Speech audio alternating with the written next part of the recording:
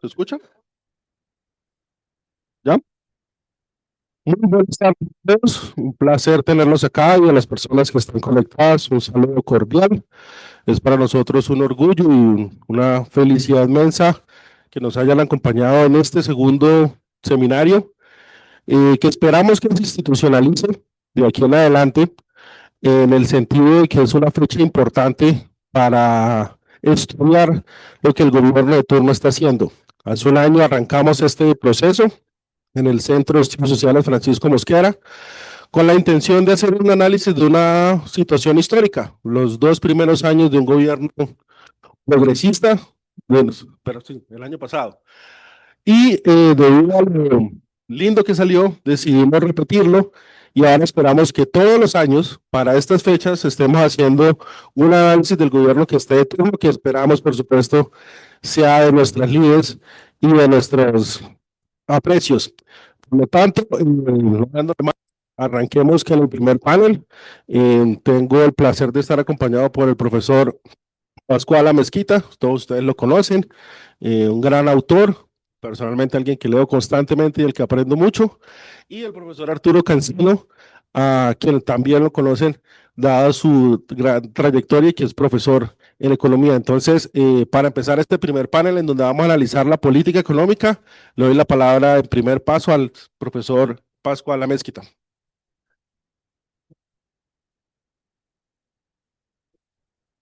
Buenas tardes a todas y a todos presentes en la sala y virtuales.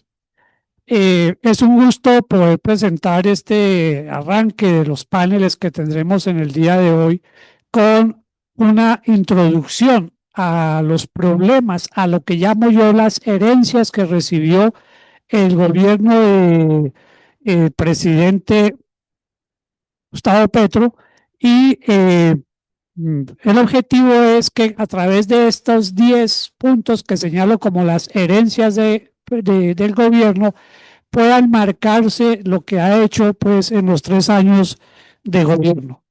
Eh, para empezar con estas herencias, aunque no es justamente una herencia del lupismo o del uribismo, sino un problema mundial, es una herencia que pesa mucho. Pues, los asuntos mundiales.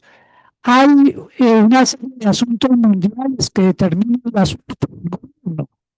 El primero y más notorio es que el planeta venía en un proceso de desaceleración económica desde el año 2008.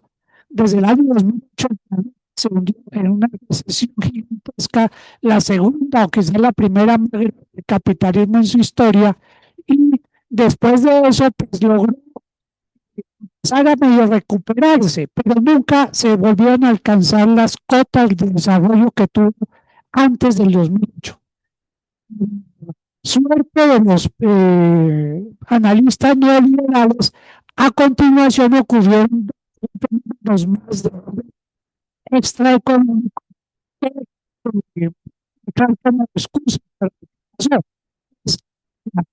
la alcohol que agravó la situación económica mundial y después de eso las guerras por Ucrania y por Palestina que acabaron pues, de complicar el panorama económico. Y finalmente el gobierno de Trump, que está desde la perspectiva pues, económica, está descarrilando totalmente el funcionamiento del modelo que venía imponiéndose. Esa es pues, el primer libro que tiene que enfrentar el gobierno. Y que en el gobierno que tuvo sus primeras expresiones en la gran inflación y en la tasa de endeudamiento que se hizo, pero de esto hablarán mis compañeros de mesa. La segunda herencia, que es igualmente de mucha antigüedad, es la desindustrialización que ha sufrido desde la desarrollo. Eso se ha traducido en que Colombia, de los básicos, petróleo y carbón, eh, en que las exportaciones de Colombia al mundo son exportaciones energéticas y que esos están pasando por una crisis de precios que suben, eso es imposible que cualquier gobierno programe los gastos. Más una política que ha venido tomando fuerza, que es acabar con los combustibles fósiles. Entonces, las inversiones están de la inversión en petróleo a otro tipo de inversiones, sobre todo en ese campo. Eso es toda la propaganda que se hace en Colombia, que es que la inversión no hay que este en estos campos. Entonces,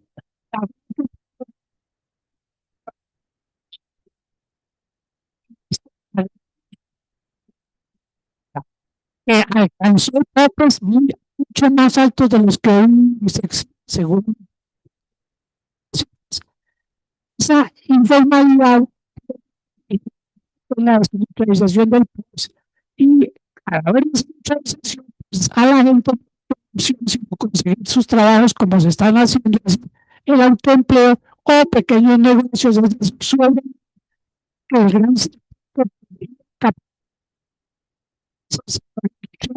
en todo su sentido, no en el sentido solamente de coltejero, fabricante, pues las empresas manufactureras de chimenea, sino otro tipo de industrias que están avanzando hoy en el planeta.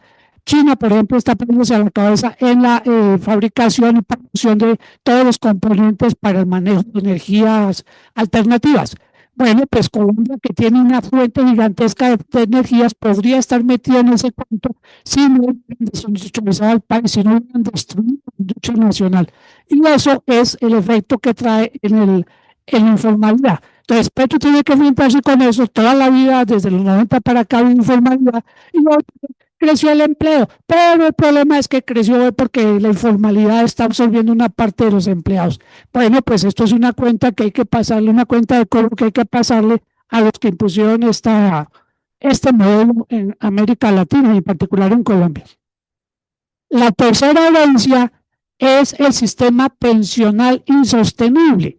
Sistema pensional que sobra decir todo lo que pasa en futuros pensionables.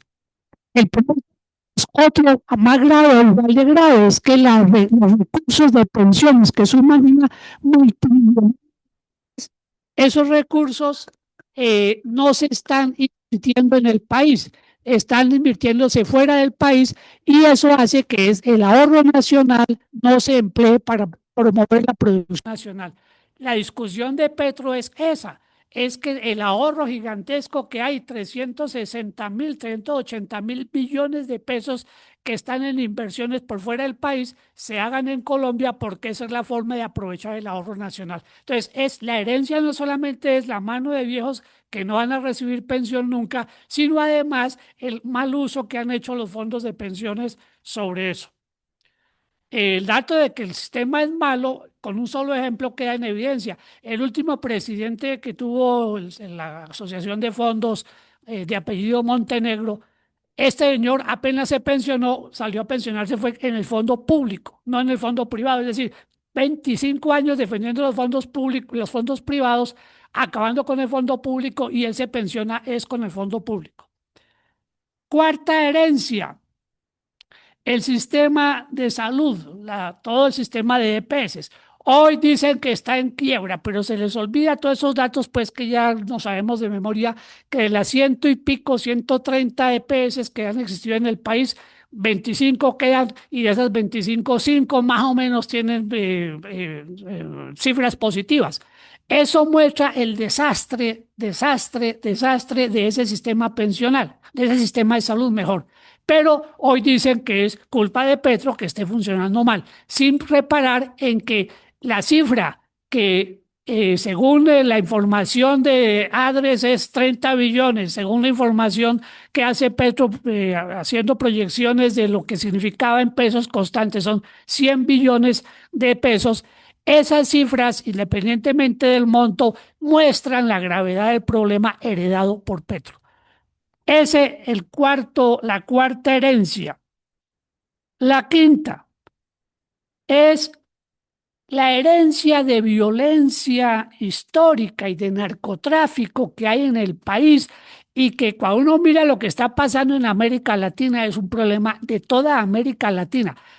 No se habla de los gringos porque los gringos no muestran esa información, los problemas que tienen allá con el narcotráfico y las mafias.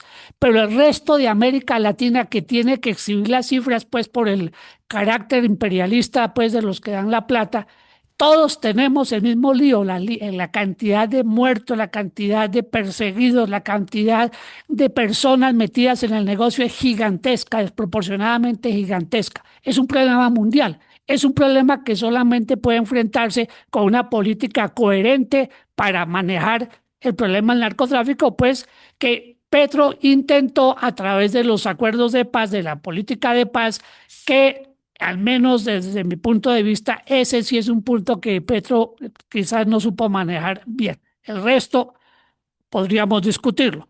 Pero aquí el punto es que finalmente los acuerdos de paz que hubieran podido servir para medio manejar la situación, el uribismo con el gobierno de Duque se encargó de sabotearlos y eso dio origen a la aparición de todas estas disidencias que no tienen nada de político, sino que se dedican a vivir del negocio del narcotráfico.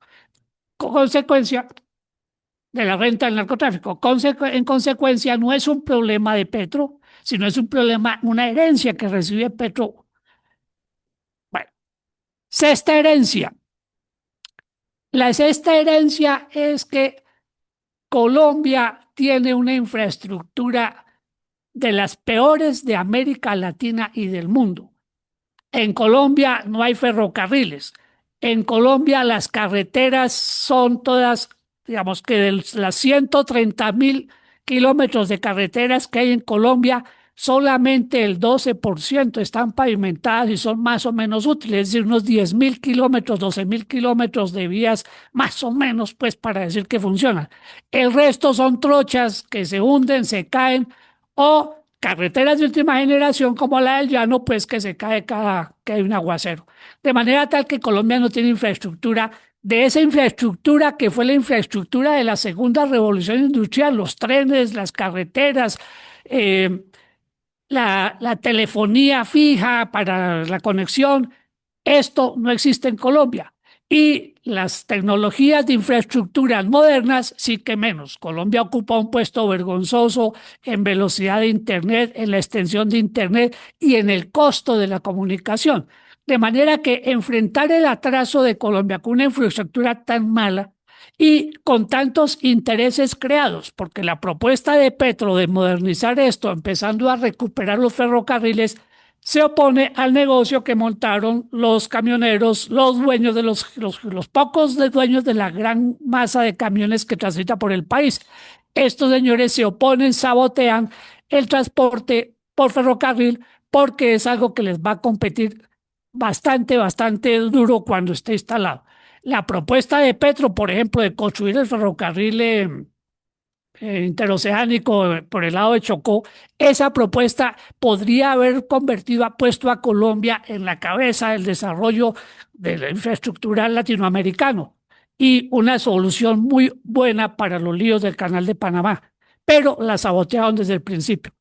Ahora que digo sabotear, me devuelvo a la segunda. Petro propuso para el problema de desindustrialización una política, un plan de industrialización que salió publicado muy pronto. Seguramente Petro ya venía trabajando eso antes de ser elegido presidente y salió muy pronto en un COMPES, un documento COMPES. Pedía 6 billones de pesos para arrancar.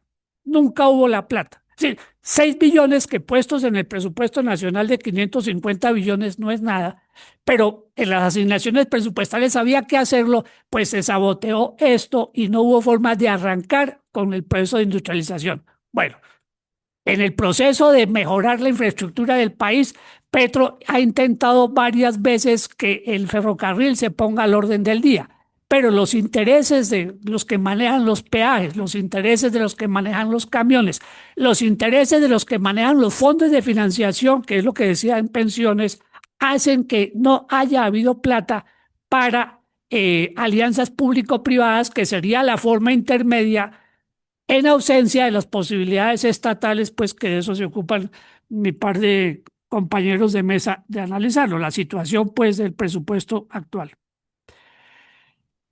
La séptima herencia. La séptima herencia es la crisis migratoria. La crisis migratoria no mirada como un problema de xenofobia, sino como un punto económico. La crisis migratoria se traduce en que más o menos hay 2,5 millones de personas, básicamente venezolanos, que están en el país y por las circunstancias en que se ha desenvuelto esta migración tan acelerada y desproporcionada y un Estado carente de recursos, pues se ha convertido en un problema.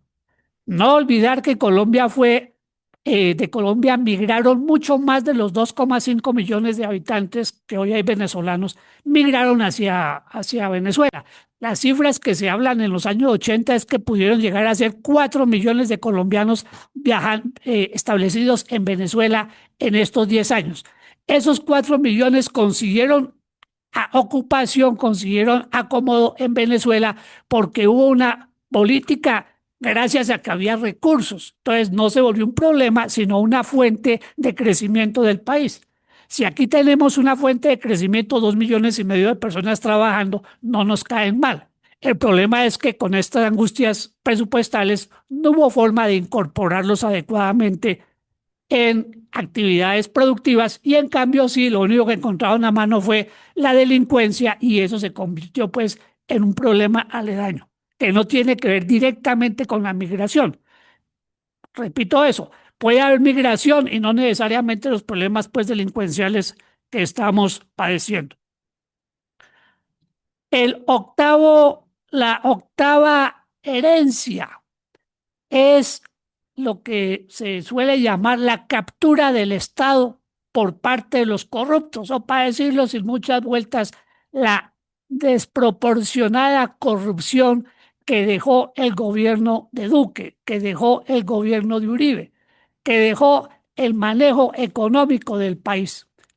Cuando un país se vuelve rentista, es decir, que vive no de producir, sino de las ganancias fáciles, ese país tiende a volverse absolutamente corrupto. Hay una colombiana que trabaja, que está hasta la semana pasada, casualmente estaba vinculada al Banco de la República de Estados Unidos, a la Fed, una señora Ana Kruger. Ella hizo un estudio muy bueno sobre el efecto que traen las rentas, las actividades rentísticas en la corrupción. Hay dos actividades rentísticas igualmente propensas a crear corrupción. Una, el negocio de los hidrocarburos y la minería. Donde hay hidrocarburos y minería, la corrupción se desata de manera feroz. Es lo que pasa en casi toda el África, porque los intereses de las multinacionales hacen que les den plata a todo el mundo para tratar de quedarse con las minas o con los pozos o con las licencias. Y la segunda fuente de rentas, que esa es la más nacional, es la del narcotráfico. Entonces, a falta de una, tenemos dos grandes fuentes de rentas y esas fuentes de rentas, independientemente de su grado de legalidad, porque la minería tiene legalidad e ilegalidad, petróleo tiene legalidad e ilegalidad, carbón tiene también legalidad e ilegalidad. En cualquier caso, estas rentas abren el campo a una gigantesca corrupción, por lo que acabo de decir. Pues bueno, aquí es la historia de esa gran corrupción, pues que se nos Odebrecht en mil cosas que hunde sus raíces en el mismo fenómeno de hundimiento de la economía productiva. A quien no lo recuerde, le sugiero un libro que escribió Consuelo Ahumada hace como 20 años, que se llama 4 años a bordo de mí mismo, creo que es el nombre del libro, que habla de la corrupción durante el gobierno de Pastrana Arango. Es decir, las economías rentistas crean corrupción y en este momento el gobierno de Petro es víctima de toda esa bola de nieve que se fue creando. Esto no lo digo para exculpar a ninguno de los que están a nombre de la izquierda saqueando el país, sino mostrando una cosa que hay que tener en cuenta a la hora de la discusión, y es dónde se originó esta feroz corrupción, qué es la causa de la corrupción tan desproporcionada. Esa es la octava herencia. La novena. La novena herencia, y diré algo, pero los compañeros también van a referirse a eso a fondo, es el problema del déficit fiscal. El déficit fiscal habría que mirar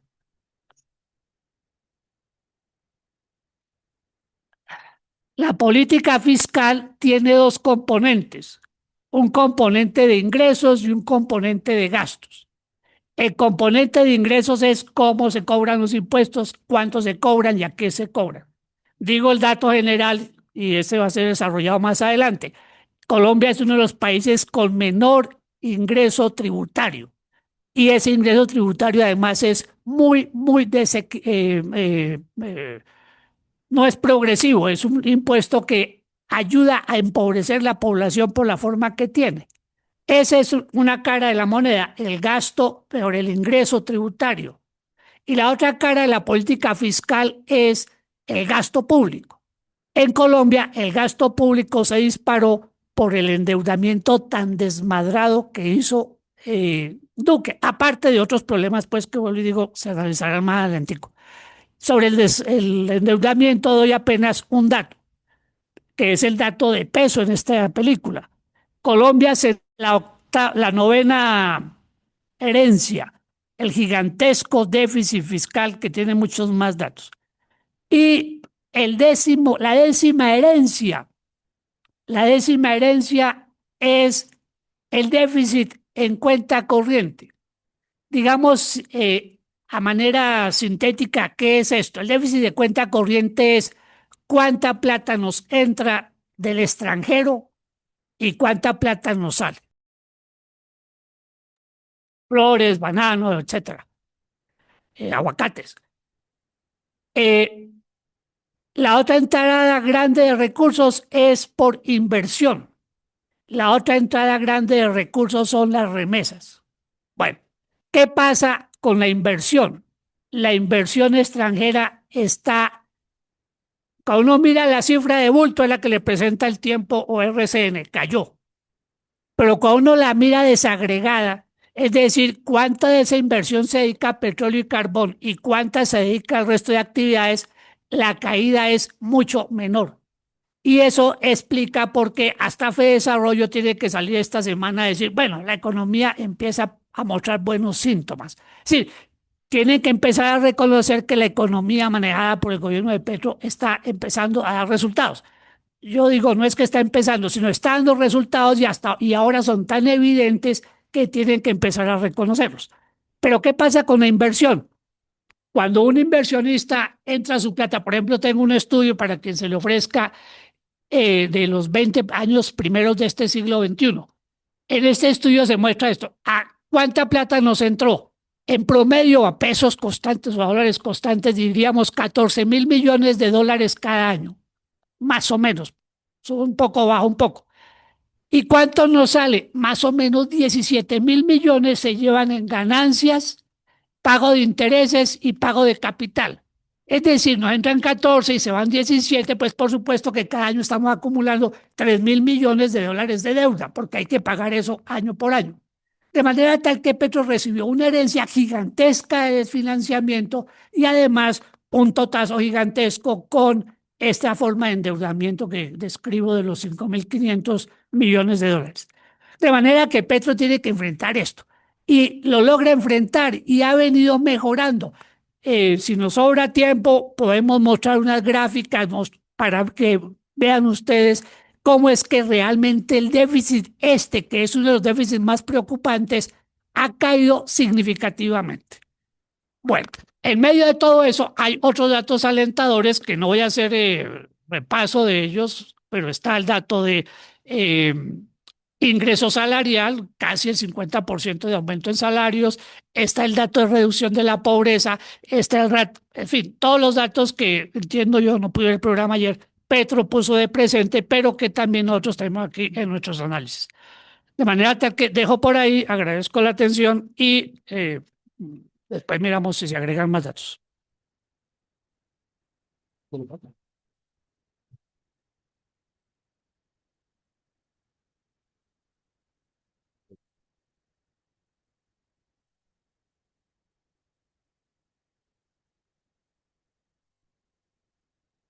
Muy buenas tardes. ¿Se escucha? Sí. Gracias. Yo me voy a referir brevemente a lo que indican las cifras sociales. Más cerca.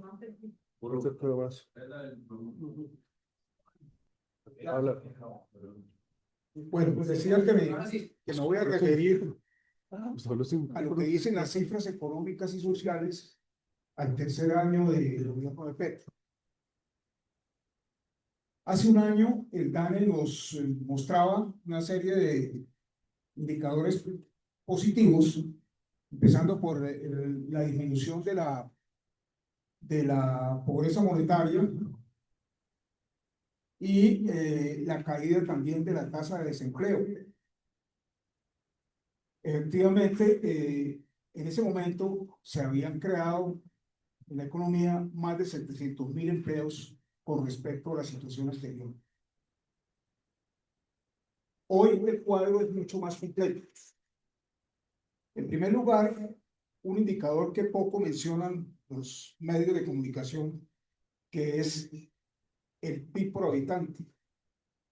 El PIB por habitante ha tenido un incremento sustancial del 14.8%.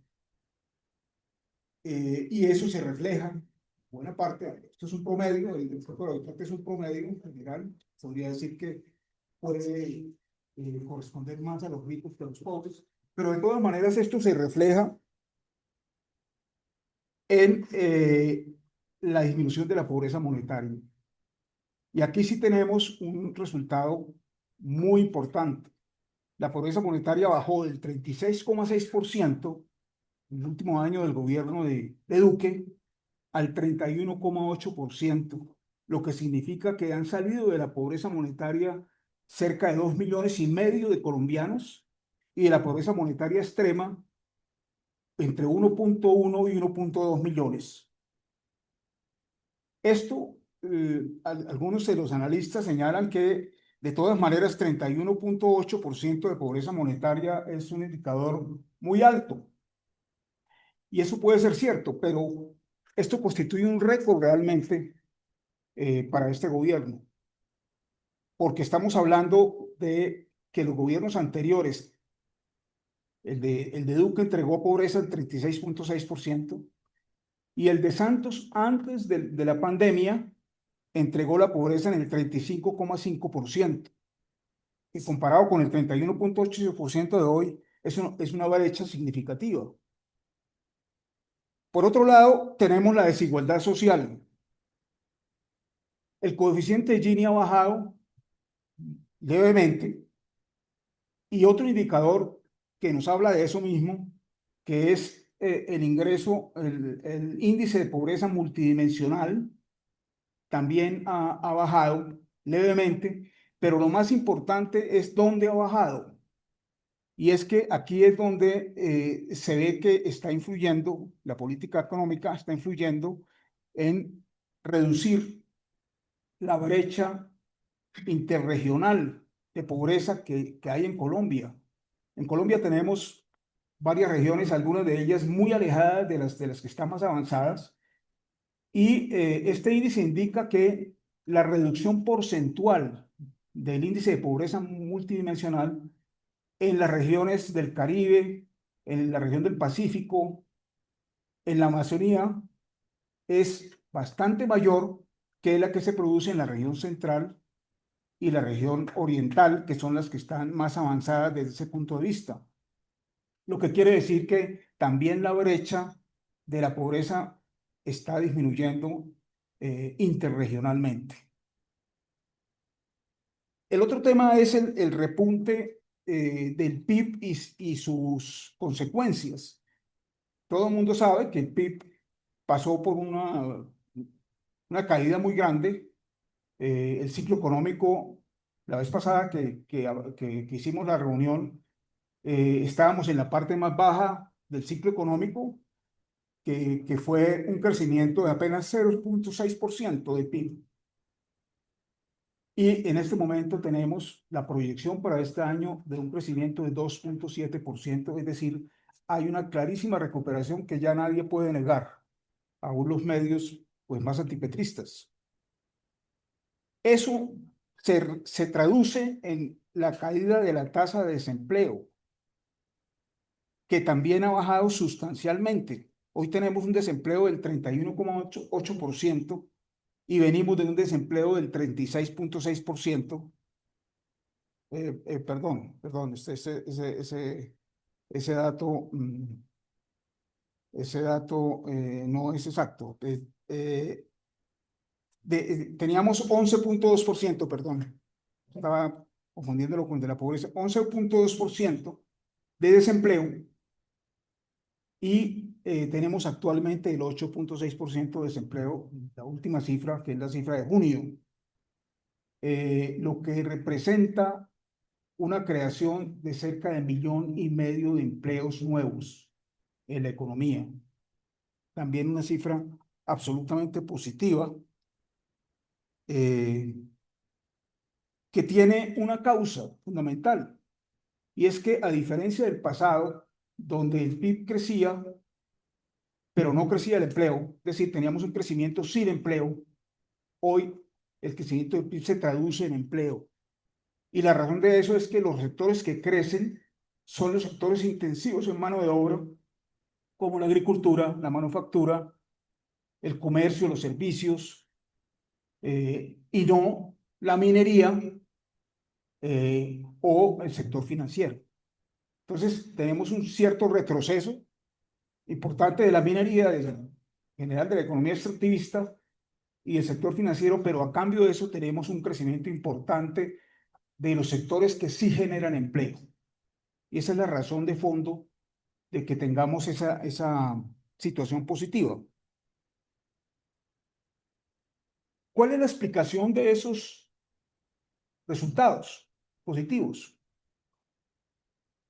Podríamos hablar de 3 factores importantes en ese aspecto. En primer lugar, la reducción de la inflación, que bajó de 13,8% en su momento más crítico al 4,8% hoy. Es una caída importantísima, cuya causa fundamental es la caída de, como lo señaló el presidente Petro en una reciente intervención, la causa principal de esto es la caída de la inflación de alimentos, que estuvo en el 25% en las épocas más difíciles y ahora está alrededor del 4%. Cosa que también está relacionado con la disminución de la pobreza. La razón de este resultado positivo es que la estrategia económica del gobierno ha sido la estrategia de ampliar la oferta y no de reducir la demanda. La estrategia del Banco de la República y en general de los economistas neoliberales es combatir la inflación reduciendo la demanda. ¿Y cómo la reducen? Pues subiendo la tasa de interés, esencialmente, disminuyendo el crédito y encareciéndolo. Bueno, la estrategia de este gobierno ha sido impulsar la oferta, especialmente la oferta agrícola, pero también de los demás sectores. En el caso de la oferta del sector agropecuario, es clarísimo el salto que ha dado el crédito agropecuario que suministra el Banco Agrícola. Ese crédito ha pasado en el último año del gobierno de Duque, 2021, fue un crédito de alrededor de 2,9 billones de pesos para el campo, de los cuales el 14% solamente se destinó a los pequeños productores. Y nos dice el gerente del Banco Agrícola, durante los 2 años y medio transcurridos hasta finales del año pasado, el Banco Agrario ha suministrado 27 billones de pesos al sector agropecuario, lo que significa un promedio de 10,7 billones por año, comparado con 2,9 billones. Quiere decir que se triplicó el flujo de crédito agropecuario como política del gobierno. Y además, el último año se surgió crédito por 11,2 billones, pero de esos 11,2 billones, 3,4 billones, es decir, el 33% fue destinado a los pequeños productores y a los proyectos asociativos, comparado con el 14% para este sector en la época de Duque. Lo que quiere decir que aquí hay un impulso muy fuerte al campo, a la producción agropecuaria. El segundo punto, segunda explicación de estos resultados, tiene que ver con el aumento del salario mínimo real. El salario mínimo real ha subido algo así como el 15%, que es la diferencia entre el valor acumulado de las alzas del salario mínimo con el valor acumulado de la inflación. Es decir, en términos reales, la población trabajadora de salario mínimo ha recibido un 15% de incremento real. Esto tiene mucho que ver con el comportamiento de la economía, porque el consumo ha reaccionado también positivamente y en el último año, que es tal vez donde tenemos una visión más clara, la demanda ha subido también un porcentaje importante, el 7,3% de mayor consumo. A eso se atribuye el buen desempeño de la economía.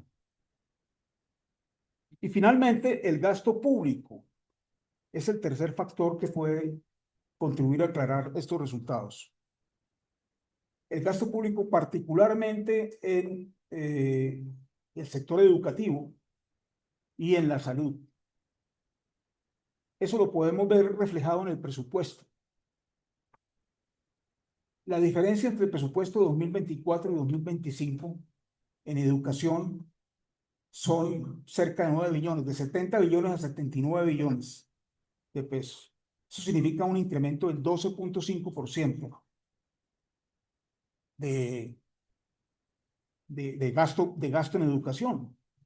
Y los resultados están a la vista. Pues hace poco el ministro de Educación mostraba cómo ha habido un avance importante en la matrícula en la educación superior y cómo la meta del gobierno de conseguir que cerca de 1 millón de estudiantes universitarios lo hagan de manera gratuita está a punto de alcanzarse. De manera que aquí también hay un impulso importante desde el gasto público. E igualmente en salud, el presupuesto también subió de 61 billones de pesos a 67 billones, el 9,2%. De manera que tenemos ahí también ese factor. Para el año entrante, el proyecto presupuestal habla de 31 billones de pesos adicionales, que se van a reflejar principalmente en esos sectores. En educación va a haber un incremento del 8% y en salud del 12%. O sea, se sigue por la misma línea de financiación de la política social. Bueno, para terminar, podríamos hacer una ligera mirada a qué perspectivas hay para estos indicadores de bienestar social en lo que queda de este gobierno. Entonces, podríamos referirnos a los mismos indicadores, al empleo, por ejemplo. Podemos decir que hay una previsible reactivación de los sectores que están rezagados, entre ellos la construcción de vivienda. Un obstáculo muy claro a la construcción de vivienda, pues ha sido pues, la falta de demanda suficiente, que ya está reaccionando, pero también las altas tasas de interés. En ese sentido, la política del Banco de la República de mantener una tasa de intervención excesivamente alta perjudica tremendamente a este sector de la vivienda, que es un sector que genera mucho empleo. Pero de todas maneras, estos sectores pueden empezar a reaccionar a la mayor demanda de la gente debido al mejoramiento de los ingresos. En cuanto a la pobreza, las perspectivas son positivas en la medida en que con la reforma pensional posiblemente salgan de esa situación de pobreza y pobreza extrema cerca de 2 millones o más de 2 millones de personas. Lo que quiere decir que ese índice también puede mejorar. Y si a eso le agregamos que la reforma laboral va a permitir un aumento en los salarios reales de muchos trabajadores, entonces tenemos que por ese lado también vamos a tener un mejoramiento de la pobreza. Y finalmente, el tema de la desigualdad, que es donde más lentamente se mueven los indicadores, tiene dos cosas muy positivas. En primer lugar, el reparto de tierras que está haciendo el gobierno, que es uno de los incentivos importantes para la producción de alimentos y que es un ingrediente claro de por qué el PIB agropecuario presenta uno de sus cifras más positivas en toda la historia, el 8,1%. Hace rato no, el campo no crecía a esa velocidad. Ah, por otro lado, el crédito, es decir, continuar con el crédito, eh, que es la política del gobierno, y finalmente el aumento del gasto público. Esto del gasto público tiene un obstáculo muy importante, que es el asunto fiscal. Pero bueno, ese es otro tema que seguramente se podrá analizar más adelante. Ah, finalmente, la desigualdad también puede reducirse sustancialmente si a través de la reforma de la salud o de la política de salud, haya o no haya reforma, la política que está aplicando, se logra una mayor democratización del acceso de la población a la salud,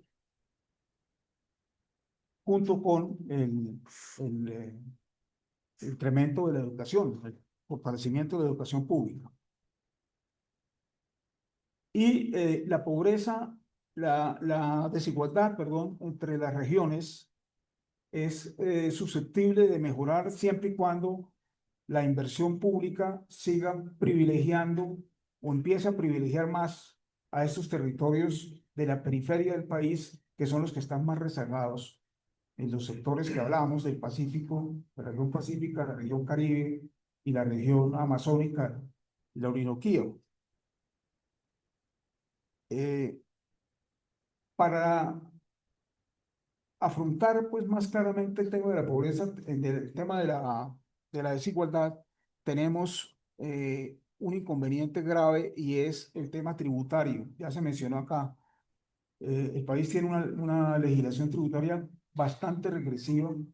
La reforma tributaria de 2022 logró avanzar un poco en este campo, pero ha resultado insuficiente en ese sentido, y los estudios señalan cómo, a pesar de que la intención era hacer pagar un poco más a los sectores ricos de la sociedad a través de los impuestos a los dividendos y del impuesto al patrimonio y estas cosas que aprobó la reforma pensional, efectivamente ha habido un mayor esfuerzo fiscal de parte de un sector rico de la población, digamos, de los 13 millones a los 40 millones de ingresos mensuales, pero en cambio los súper ricos de 100 millones de pesos mensuales en adelante han dejado de pagar cerca de 1.700.000 en este periodo, comparado con el 1.500.000 que proviene de estos sectores ricos. O sea que el resultado al final no ha sido contundente como se esperaba. Eso tiene que ver con el hecho de que a la reforma la mutilaron durante el debate en el Congreso, le quitaron los dientes a la DIAN para poder perseguir la evasión tributaria y quitaron algunas normas progresivas, ¿no? Y más grave, más adelante, la Corte Constitucional le mutiló completamente el ingreso por las regalías. Las regalías en este momento, digamos que no se están pagando, así digan lo contrario. ¿Por qué? Porque si uno puede deducir de impuestos lo que está pagando por regalías, no está pagando regalías. Eso es lo que está pasando. Entonces, la Corte Constitucional le entregó ese dinero a las multinacionales que tenían que pagarlo para financiar la política pública del país. Y finalmente, la evasión fiscal. La evasión fiscal es un hueco inmenso que tiene el gobierno en ingresos. Algunos calculan que llega al 8% del PIB. Y esos son más o menos 100 billones de pesos, que significan más o menos 5 reformas tributarias. Esa plata se va del país a través de múltiples canales. En primer lugar, la evasión por la salida de capitales. Muchas de esas grandes fortunas están invertidas en el extranjero, han salido del país. Y en segundo lugar, el mismo el régimen tributario tiene una serie de mecanismos para permitir esa evasión, las exenciones de impuestos y los beneficios fiscales, que son los que están al alcance de las grandes fortunas y que les permiten evadir los impuestos y no contribuir con lo que tienen que contribuir. Bueno, yo dejo ahí en ese punto y pasamos al...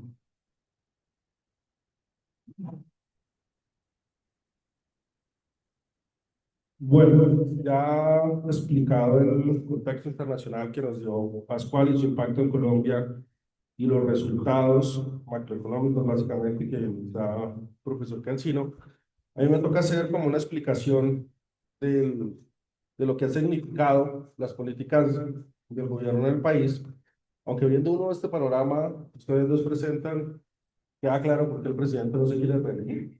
Cómo gobernar un país en la situación que le dejaron y que hoy se está tratando de transformar. En tal sentido, yo creo que en estos primeros 3 años sí se ha logrado un cambio en el modelo productivo que nos dejaron, que es, creo yo, la gran promesa del presidente y que, perdón, creo que lo dañé. Ah, y que ya hoy muestra resultados contundentes, que algo aquí, aquí nos dieron los resultados, pero que vamos a ver cómo se transitó hacia eso. Ahora, el problema que tenemos no es si ese modelo es bueno o no, sino que ese modelo que se está cambiando hizo poderoso o poderosos y muy ricos a un grupo muy pequeño de personas. Y por eso es el ataque que vemos todos los días. El presidente lo ha dicho de todas las maneras, ¿no? Es un modelo rentista especulativo y usted lo explicó bastante bien y eso es lo que se busca cambiar. Ahora, tal vez lo más interesante es que ese modelo no lo decidimos nosotros.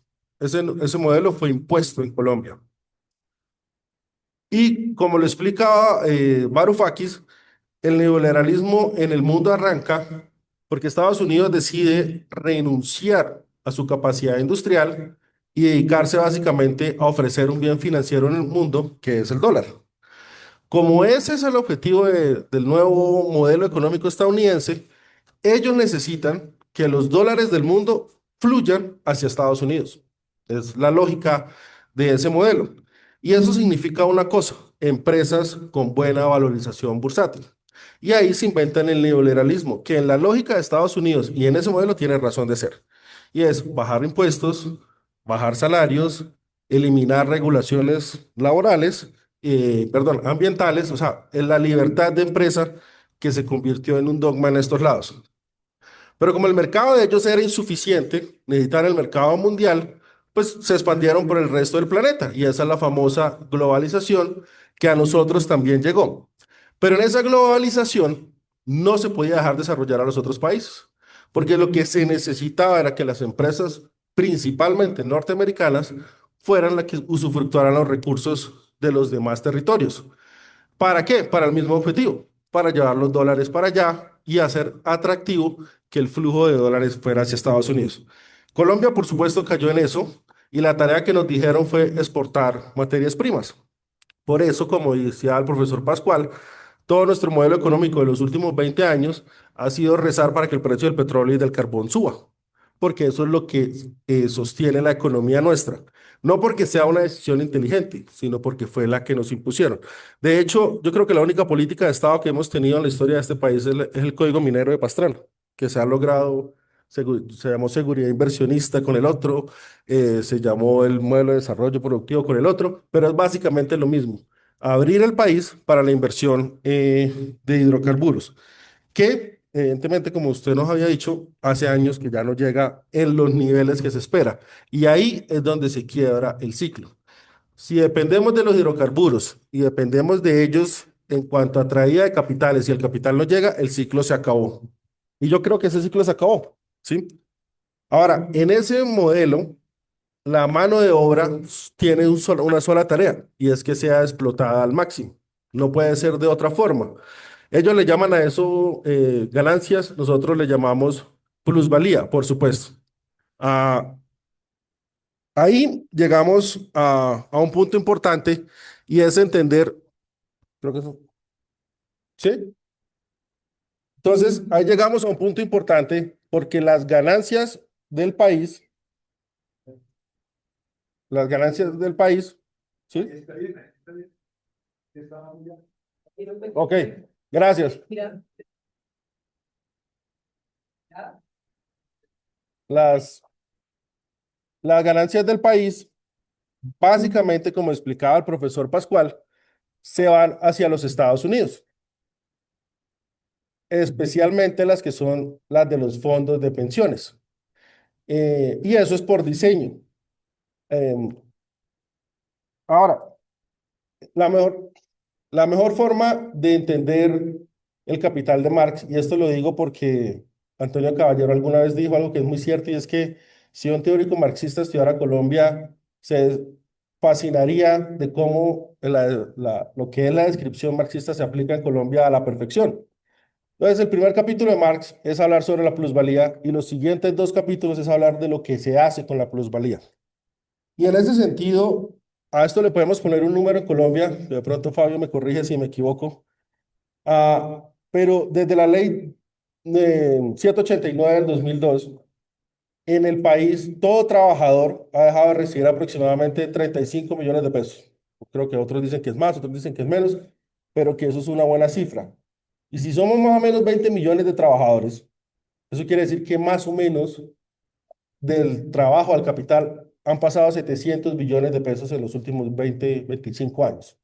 20 años.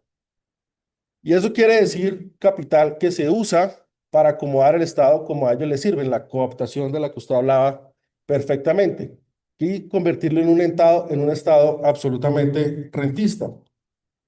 Esa plusvalía transformada en esa ganancia del capital es la forma como se compran los partidos políticos, como se compran los medios de comunicación que hoy nos enfrentan y que están hechos para eso, no se podía esperar nada diferente a ellos. Ay, como dice mi amigo John Forero, que está allá atrás, hasta compran el ocio en este país.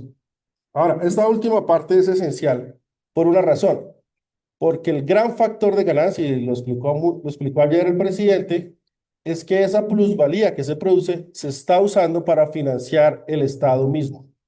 Es decir, el Estado hoy, al igual que nosotros, básicamente vive de la deuda. Colombia es la perfecta definición de lo que es una bancocracia.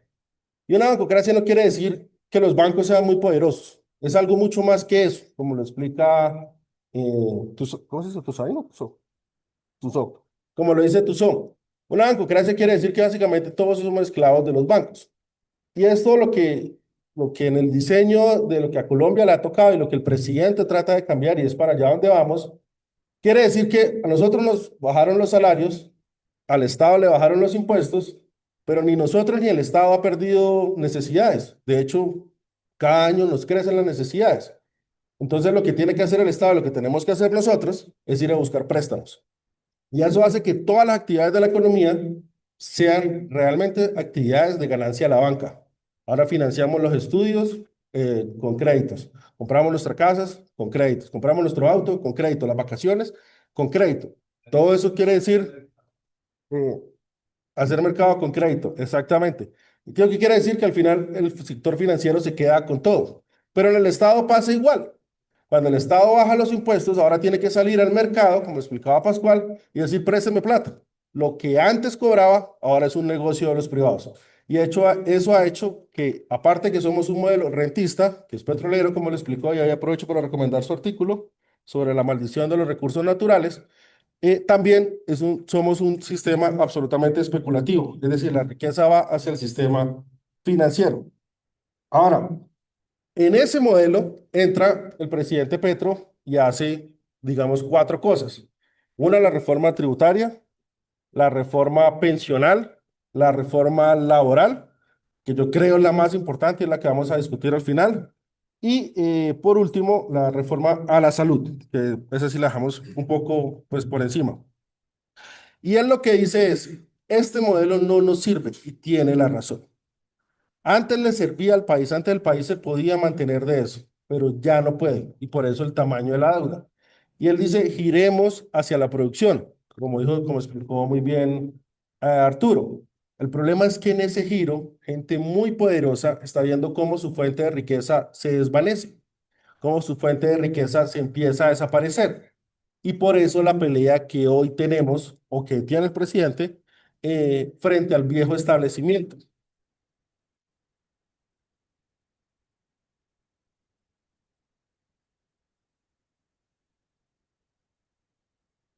Bueno, uno de los grandes cambios que ha hecho el presidente, y yo creo que lo más importante que vamos a hablar hoy, es que, y ahí recomiendo otro artículo suyo, ah, para generar ese cambio hacia la producción, el gobierno ha hecho algo que es un anatema en la historia de Colombia, por lo menos de los últimos 30, 40 años, y es usar el Estado como medio de desarrollo. Es decir, usar el gasto público, como explicó Arturo, para generar desarrollo. Y el mejor ejemplo, lo mencionó él, es en el agro. Las tasas históricas, él le dice tasas chinas del agro, se deben al impulso del Estado. Y a pesar de las cosas que dijo Pascual, que todas son importantes, esa es una razón del déficit. Pero, y aquí tenemos que poner nuestros puntos sobre las IES, el déficit puede ser bueno o puede ser malo. Si es déficit, que como explicó él, es que tenemos menos ingresos que gastos, ¿sí? Si ese gasto se usa para comprar tierras, para renovar los ferrocarriles, para traer inversión, para hacer campañas publicitarias y para generar la infraestructura que traiga el turismo, pues es un buen gasto, no hay ningún problema. Y eventualmente lo que se espera que suceda es que ese gasto genere más actividad económica y genere al mismo tiempo más ingresos tributarios, que ya empezó a pasar.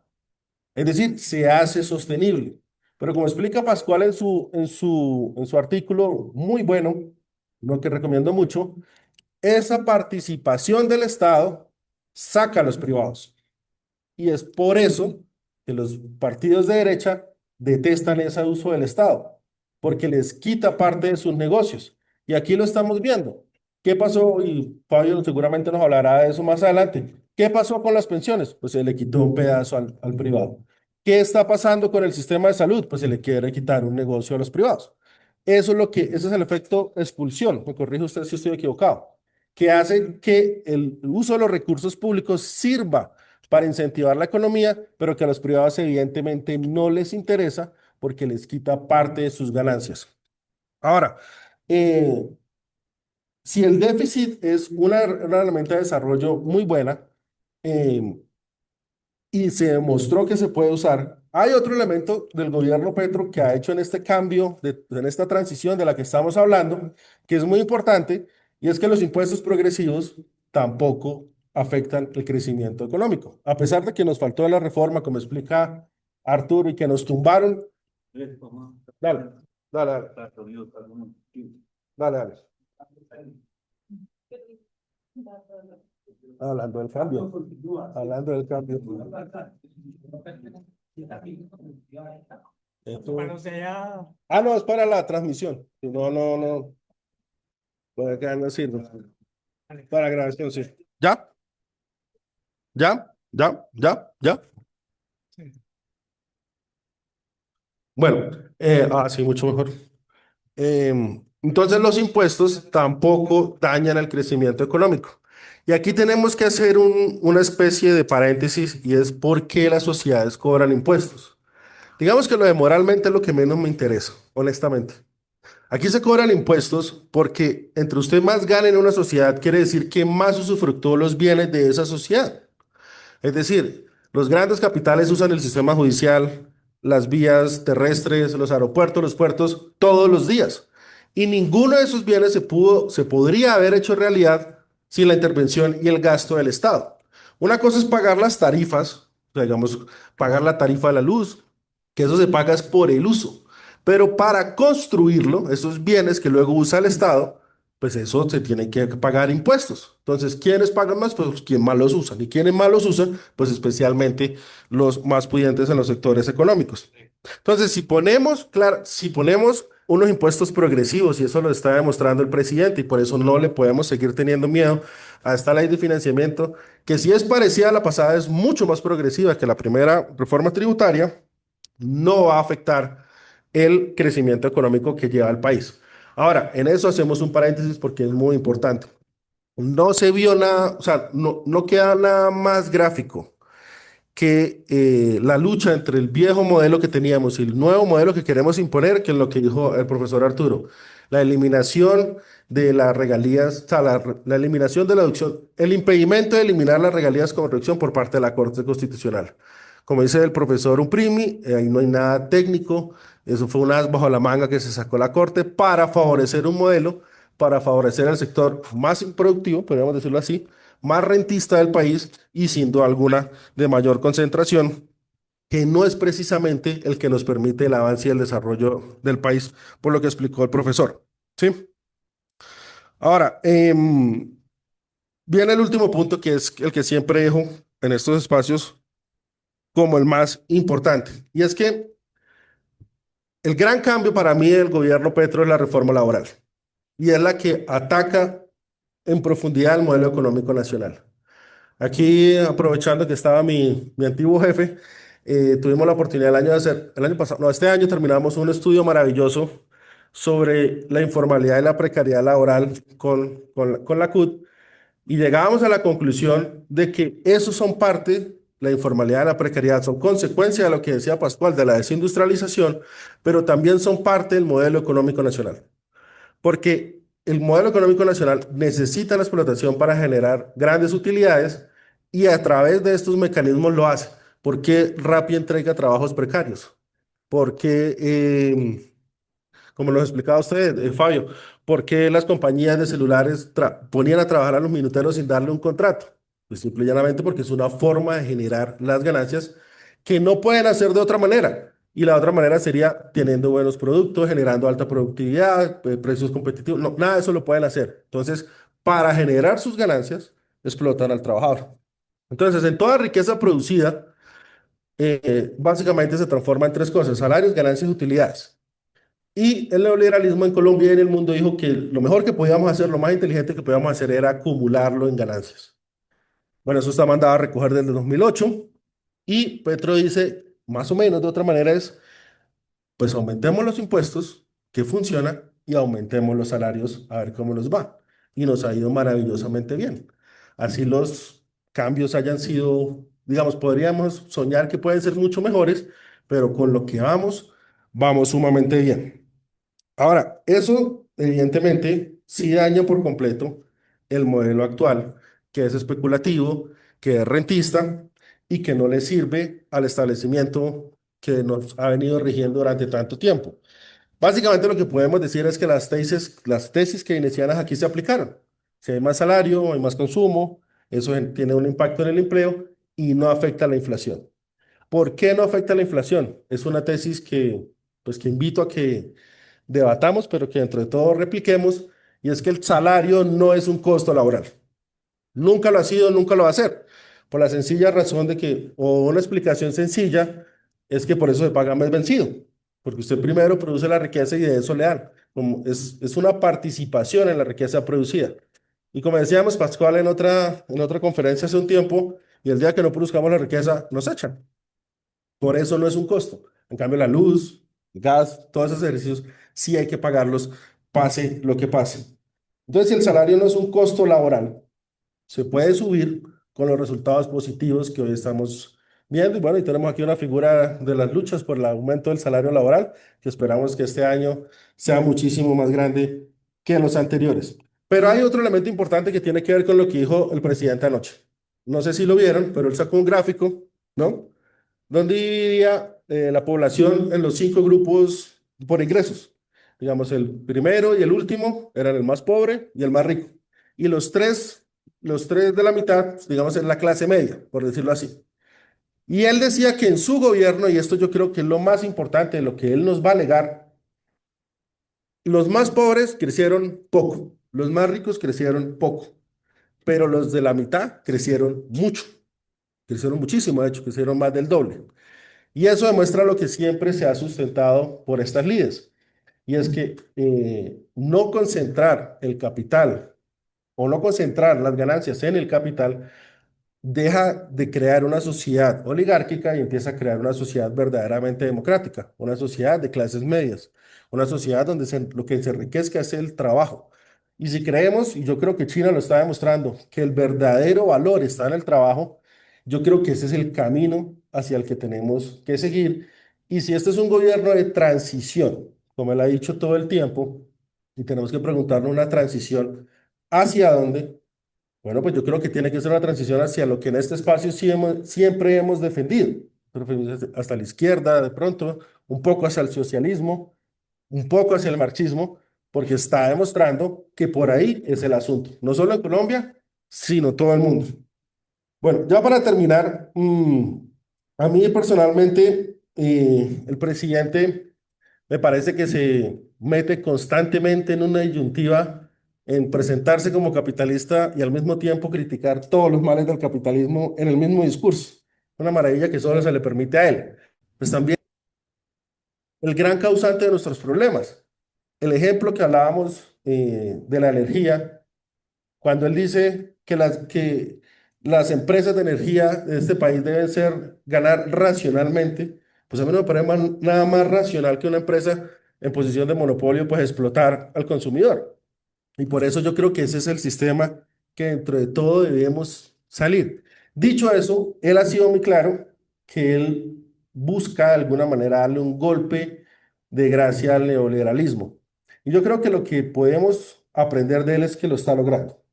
Si vemos el gobierno de Duque, que el país que dejó, y la transición de lo que ha hecho el presidente, tenemos un sistema tributario diferente, tenemos un sistema pensional diferente. Y permítame hacer un paréntesis grande sobre el sistema pensional y la importancia de lo que eso tiene. Porque primero todo el sistema pensional es el mecanismo del ahorro público agregado, donde se concentra el ahorro de la nación. Pero el sistema pensional tiene una lógica desde el marxismo y es que pues, si durante 30 años hay una plusvalía que el trabajador produce, que queda en los privados y queda en el Estado, pues las sociedades desarrolladas han entendido que darle al final una pensión es una forma de recuperar esa plusvalía. En Colombia, pues no pasaba eso. En Colombia, el sistema privado se quedaba también con eso y era una de las formas más aberrantes de apropiación de la riqueza. Cuando Petro cambia eso, pues tal vez no al nivel que quisiéramos, tal vez no en los grados que quisiéramos, está logrando esa transformación.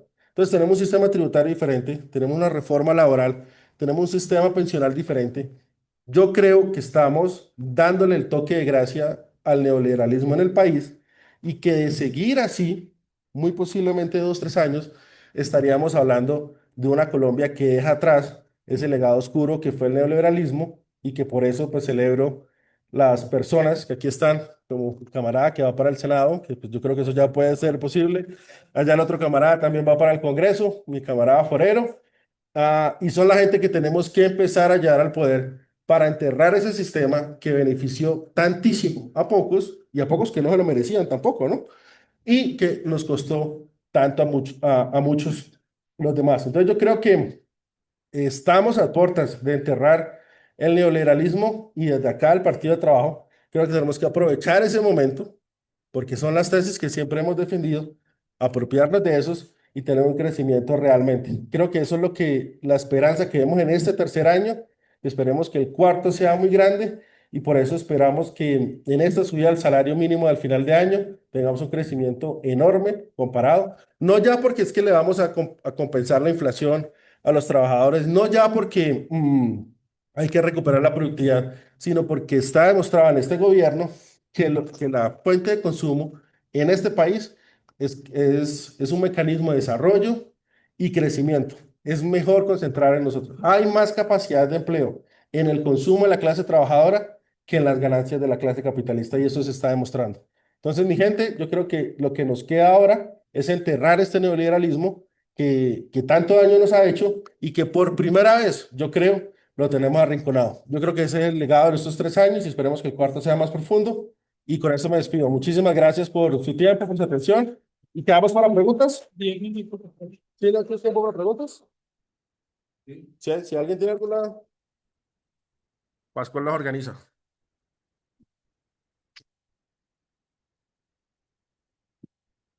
Compañero. Algo que no hicimos fue el tema salarial, el incremento que ha habido en el tema salarial. Pero ¿cuál es el desfase que tenemos para lograr, siendo optimistas, una posición óptima salarial? No sé si me hago entender. O sea, ¿cuál es el desfase para salir de la inequidad? Oímos preguntas Ok. y con eso no. Bueno, sí, habla.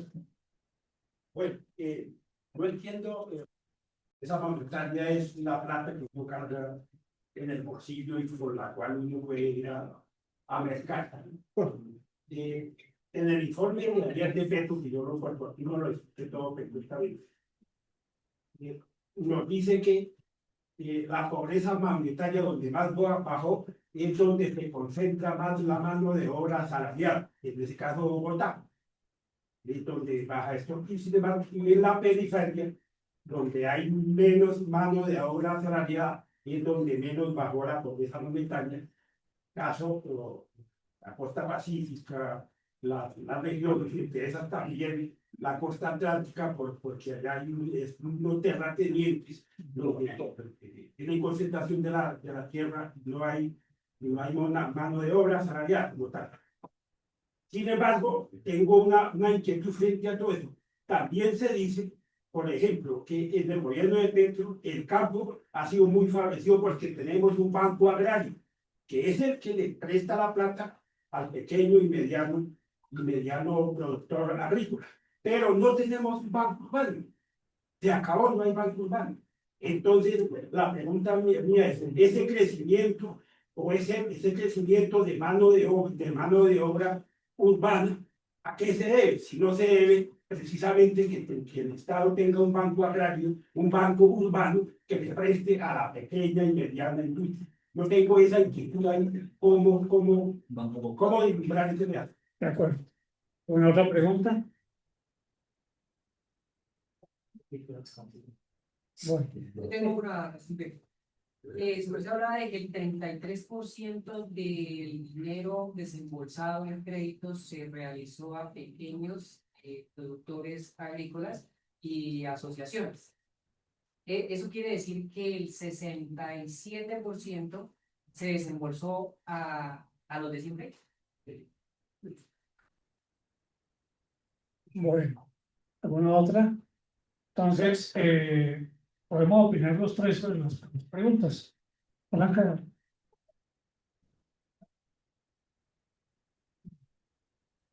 Bueno, a ver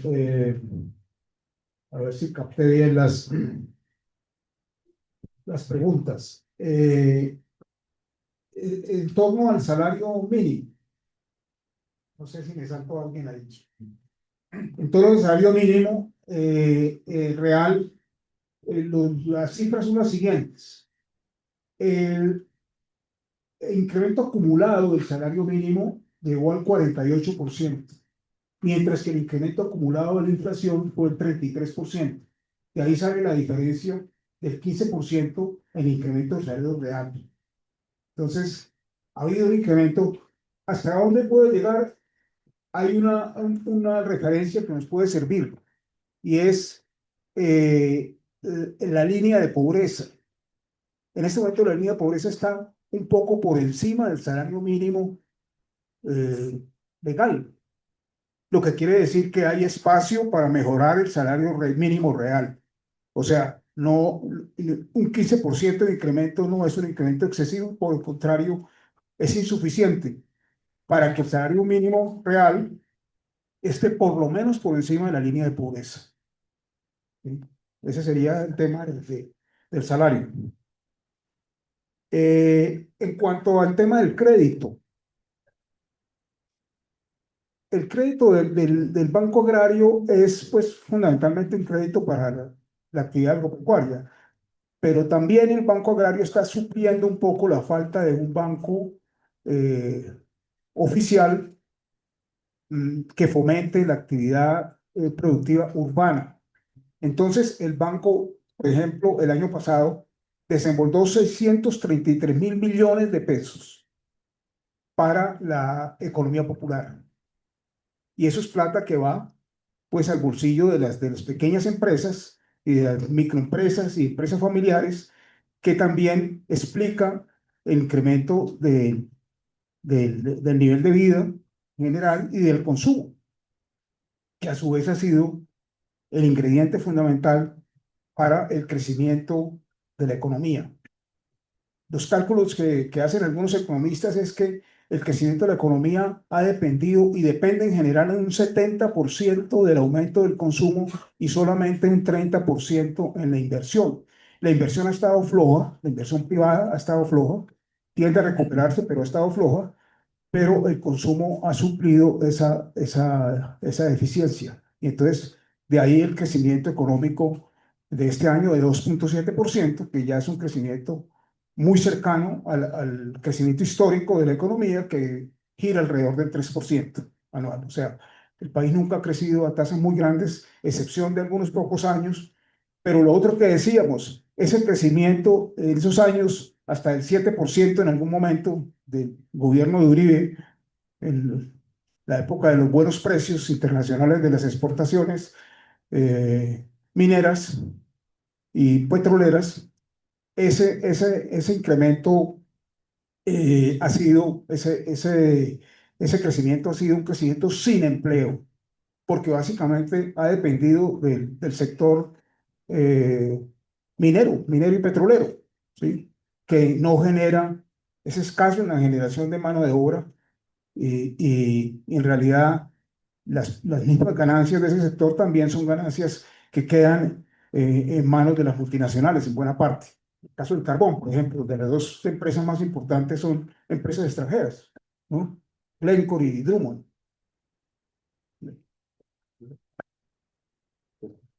A mí la pregunta del salario me parece vital. Cuando entramos a la OCDE, ¿qué año fue? Yo no recuerdo. Cuando entramos a la OCDE, ¿como en el 2010? No, pero no fue exacto, como en el 2012. Sí. Cuando entramos a la OCDE se analizó la disparidad entre el salario de nosotros y los países de la OCDE, y Jorge Iván González, que hoy pues ya es enemigo nuestro, pero en algún momento no lo fue. Él hablaba de que el salario mínimo tenía que crecer 3 veces lo que teníamos en esa época. En el estudio que hicimos con los amigos de la Comisión Obreras y con la CUT, nosotros postulábamos que hoy tendría que crecer 5 veces. porque es que no nos puede olvidar que nosotros históricamente hemos perdido en el salario. No, o sea, el salario ha disminuido en términos reales durante muchos años. Por eso este año decíamos que debe ser 5 veces para más o menos asimilar una canasta básica familiar. Ahora, el impacto de eso, yo lo sigo insistiendo, es totalmente el contrario a los que nos presentan, porque lo que ha pasado en Colombia en los últimos 2, 3 años es que, así como nos explicaba Arturo ahorita, el crecimiento ha sido con precios del petróleo normales, yo diría que abajo normales, no han habido precios del petróleo y del carbón altos, han sido bajos y con tasa de interés exageradamente alta. Y aún así ha habido crecimiento, y crecimiento real y sostenido. ¿Están 2 qué? 2,4, 2,7. Eso quiere decir que el crecimiento ha sido a través del consumo y la producción a través del Estado. Y eso demuestra que hay un espacio ahí, o sea, que no le tenemos que tener miedo a pensar que podríamos en un periodo de tiempo corto tener un incremento de 5 veces el salario que hoy tenemos sin que eso dañe la economía, sino que por el contrario la haga crecer y la impulse, ¿sí? Las otras preguntas ya las dejo a usted. Sí, la pregunta del salario tiene mucho impacto. Podemos partir de un punto y es que no hay salario justo. Digamos que uno puede plantear en la teoría pura que no hay salario justo porque el salario justo sería de acuerdo al esquema que presenta, pues, sería la plusvalía misma. Es decir, el trabajador se quede con la plusvalía y eso sería eh, el salario justo, deducido lo que necesita la sociedad para acumular y para... Entonces, es el punto de partida. Ahora, se pueden hacer análisis como el que plantea Andrés en relación con lo que podría ser o una media mundial o podría ser la capacidad de pérdida adquisitiva que ha tenido el salario. Entonces, se mueve en las cifras que se están mencionando de 3 a 5 veces más el aumento del salario.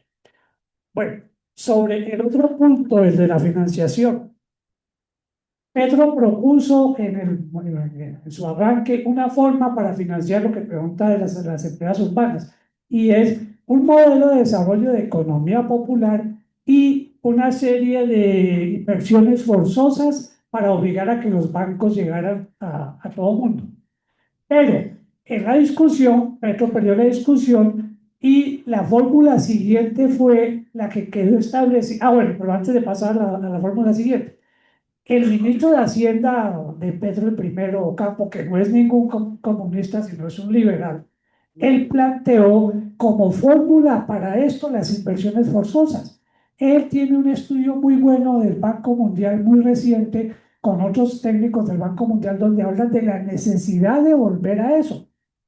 El Banco Mundial fue el que hizo que se renunciara a las inversiones forzosas. Y después de más o menos 30 años, revisan su propia plana y dicen, sí, nos equivocamos, hay que volver a inversiones forzosas. Pero aquí, en eso sí, ya no le hicieron caso a las indicaciones de las agencias internacionales, sino que se opusieron a que hubiera inversiones forzosas y se llegó a la fórmula intermedia que fue el pacto por el crédito. El pacto por el crédito es darle plata a unos sectores de acuerdo a unas tablas que propusieron y que Petro dice han incumplido y el señor de Aso Bancaria dice hemos cumplido, y mirando las cifras hay un cumplimiento en algunos sectores como del 60%, 70%, y otros sectores están bastante rezagados.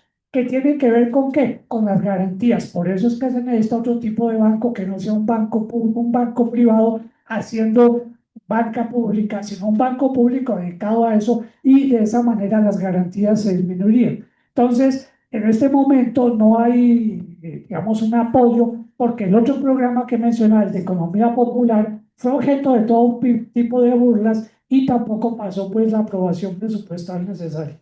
De manera tal que eso tiene que ver con el reparto de ganancias. Ahora, finalmente esto, hay que tener en cuenta un dato que siempre ha usado la CUT y es la caída en el ingreso salarial respecto al PIB, que es como la medida que se usa para estos asuntos.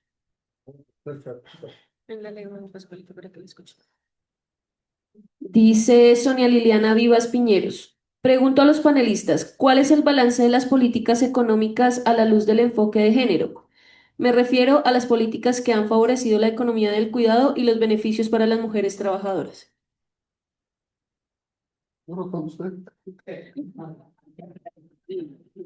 Bueno, el primer punto a tener en cuenta en esto es que las políticas de género que se han venido impulsando, la política de beneficiar al sector, a un sector específico, para no hablar de género, sino a un sector específico, han tenido toda la oposición que se queda en la misma estructura del Estado, que es lo que se ha señalado. Es decir, estas políticas que sean diferenciadas no son aceptadas por el modelo neoliberal. En medio de eso hay política de género y se quiere mirar para esa perspectiva es el trabajo para formalizar a la población. Uno de los puntos que hubo en la reforma laboral fue incorporar en las plantas docentes o en las plantas que sean administrativas, como sea el caso, a las mujeres cuidadoras, a las personas pues, que se dedican a estas actividades informales, a las vinculadas a los jardines, que es una forma de atender a la política, políticas específicas. Eso es lo que identifico yo como políticas, aparte de la política general de alza de salarios, que no discrimina pues por género, sino que se aplica a todo el mundo. Y una política salarial fuerte tiene un efecto en la informalidad al reducirla, al obligar a que se incorpore mano de obra que está en la informalidad a través de la reforma laboral. Si el punto es que las mujeres son las que más sufren la informalidad, las que no se les reconoce el trabajo en la casa, las que no se les reconoce como cuidadoras, las que trabajan en condiciones bastante deslaboralizadas en los jardines, creo que por ahí se puede hacer una identificación que nos correspondería mirar las estadísticas hasta dónde llegó eso. Pero digamos que la línea general las identifico por ahí. No sé, sí, una pregunta. Bueno, mi pregunta está. Claro, porque si no lo escuchan allá. Sí.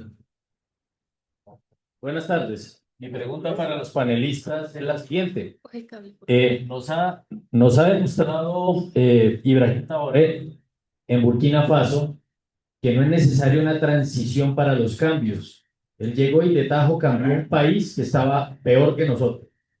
En Colombia nos han vendido la idea de las transiciones, que tiene que haber transiciones, perdón, que si van a cambiar toca despacio, que toca con los que nos han tenido oprimidos siempre.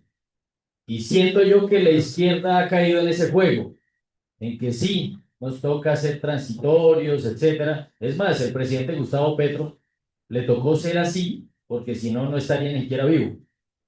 ¿Qué piensan ustedes de la posibilidad de esos cambios económicos, productivos, y que no sigamos el relato del neoliberalismo que nos vende la idea de que está bien sus cambios, pero de a poquito?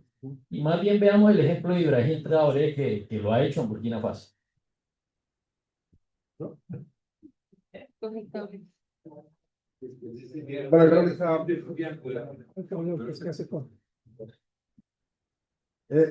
Esa es la vieja, es una pregunta muy buena, es la vieja disyuntiva de la izquierda eterna de revolución o reformismo, ¿sí? El presidente decidió que era a través de reformas, sin duda alguna. Y a mi gusto, eso era un error. Al principio del gobierno yo pensaba que eso era un error. Y en ese proceso yo creo que hemos visto que no hemos logrado todo lo que queríamos. La reforma pensional no es lo que queríamos, la reforma laboral se quedó una parte por fuera, antes que por decretos, la reforma de la salud nada que anda. Entonces en ese sentido vale preguntarse, oye, ¿hubiera sido mejor de tajo llegar, imponer y todo eso? Pues eso en democracia yo creo que es imposible, por lo menos en las democracias occidentales, y eso pues también nos tiene que poner un poco a discutir sobre el modelo, porque pues China nos demuestra que la democracia occidental pues tampoco es la panacea, que hay otras formas y otros caminos. Pero yo creo que en lo que nos toca, que es pues que él es el presidente y él fue el que ganó, yo creo que el camino actual es profundizar esas reformas, que si las sumamos todos, se hace una pequeña o una pequeña revolución. El problema con esas reformas es que muchos sectores pues se pueden quedar por fuera. Por lo menos a mí me parece que uno de los grandes faltantes del gobierno Petro fue la banca. La banca yo creo que sale inerme en este gobierno. Sale igual que antes, sale o hasta más poderosa, ¿no? Según los datos de la lucha contra los hidrocarburos en gran parte se perdió, sobre todo por la sentencia de la Corte Constitucional. Pero también hay espacios donde se ha ganado. Y yo creo que eso es lo que tenemos que vislumbrar. A mí me gustaba antes, cuando empezó el gobierno, me gustaba más la visión de cambio por revolución de una. Pero yo creo que sí han habido cambios. Y creo que frente al último día del gobierno de Duque, al último día del gobierno del Petro, hay un país totalmente diferente, para bien de nosotros. Pues ese es el camino a seguir, pues sigámoslo. Siempre y cuando haya un proceso gradual, firme, constante, de cambios en reformas, yo creo que se puede llegar a otro tipo de revolución. ¿Eso qué requiere? Y es lo más importante, las correlación de poder. Y ahí es donde tenemos que trabajar para que en el último año, gente como yo, gente como Fabio y los demás lleguen al Congreso. Sí, el último comentario casi que salva mi comentario. Depende de la correlación de fuerzas. La correlación de fuerzas es lo que indica la posibilidad. Hay muchos ejemplos, no conozco exactamente qué pasó en Burkina Faso, pero el ejemplo de las revoluciones en el siglo XX, todas las revoluciones del siglo XX tuvieron que enfrentarse a dificultades iguales o peores que las de Colombia y tuvieron que hacer una especie de negociación con su oposición interna, empezando por la revolución de Lenin, las dificultades que tuvo. Mao gastó más o menos 20 años en tratar de poner al país a andar en medio de mil dificultades y teniendo el poder. Aquí empezamos porque no tenemos el poder, tenemos el gobierno y cualquier respiro para intentar cambiar la cosa inmediatamente es agredido, como fue agredido Petro a lo largo de los 3 años. Dice Andrés, el sector que menos tocó fue el financiero, pero es que es el sector que manda en el planeta, es el sector que tiene el poder en el planeta y es el sector de Colombia que maneja el 60%, el 70% de la economía. En los primeros días de Petro, cuando empezaron las amenazas de las reformas, salió Luis Carlos Sarmiento Angulo diciendo, ese señor no sabe quién manda en Colombia. Muy bravo en el tiempo, una entrevista violenta contra Petro advirtiéndole que él tenía que expeditarse a lo que el país tenía establecido, es decir, al poder de ella. De manera tal que la correlación de fuerza es la que marca la pauta.